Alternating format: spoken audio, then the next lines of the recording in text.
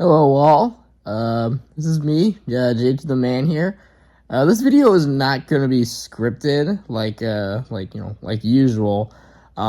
This is something that just came out today, and this at the time I'm recording this just came out, and so I just knew I had to make a video on it. This is not scripted. This is just like my own initial thoughts. So yeah, let's just jump into it. Starting with. You probably already know what this video is about from, the title and thumbnail. We finally got it. The original 1983 Thomas the Tank Engine Down the Mine pilot. For those of you who have no idea what this is this pilot was basically a sort of test for the crew to understand how they were going to go about filming Thomas moving forward with the model props. So they built two different Thomas and Gordon props, filmed all this different footage. They got the results. They were happy about it. And so this pilot overall just kind of got put on a shelf. And so for the longest time, fans such as myself have known that this pilot exists, what with footage that was left in the final episode, as well as different photos and articles talking about the lost pilot. So this was a push by former series producer Ian McHugh to find the lost pilot and put it back together for the 80th anniversary. So they dug out all the old archives from Mattel's office, cleaned all the film strips, and strung it all together into one big retelling of Down the Mine. This pilot also didn't feature any sound, so they brought back former music creator Michael Donnell to create a whole new score for the episode, as well as unheard narration from Ringo Starr himself. And looking at it right off the bat, just oh boy, there's just a lot to unpack here.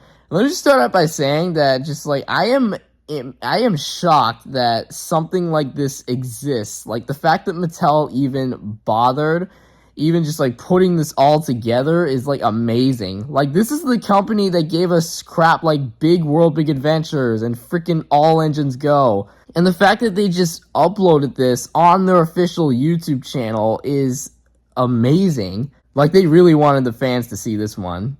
In terms of the pilot itself, it's definitely rough around the edges, but, that's to be expected since, it's a pilot. It's not the final product. It's not going to be perfect.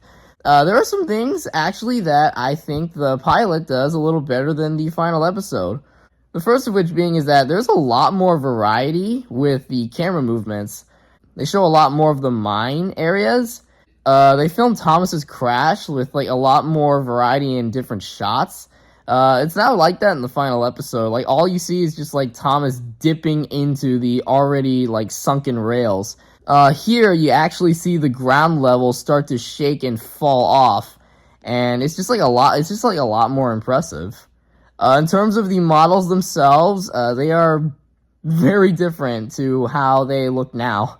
Definitely a lot more simplistic, but, like I said, this was a test, obviously, it wasn't meant to be, part of the final product, but, it's different. It's very unique.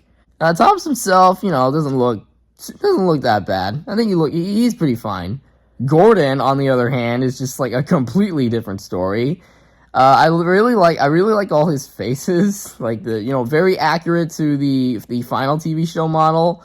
But just for the model itself, it's just it's very different. I can't exactly put into, my own in-depth words. It's different. It's weird. I don't know how I feel about it.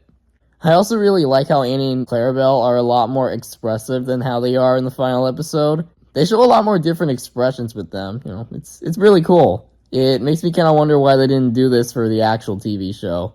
It would have given them a lot more personality. There are some scenes that this pilot cuts out compared to the final episode. They cut out the shot when Thomas shunts away Annie and Clarabelle in the yard. They also cut out the scene when Gordon and Thomas become allies and then they're puffing out of the mine. And then there's just that really cool overhead shot. It wasn't in this pilot, which is kind of weird. I also really like this ad-lib scene by Ringo Starr. Shall we form an alliance? And Ali, what was it? Asked Thomas. An alliance, Thomas. I like how Thomas stutters the word alliance. It's something that they didn't do in the final episode. But you know, those aside, this is really impressive. Again, the fact that this thing even exists at all is mind-blowing. I can't believe I'm saying this, but good on you, Mattel. You actually did something right for once. Anyway, yeah, that's all I got to say. You bet your butt I'm going to be rewatching this for the rest of the year. I would say 2025 so far has been a pretty good year to be a Thomas fan. How the rest of the year will fare? We'll just have to wait and see. For now, just know that this is peak.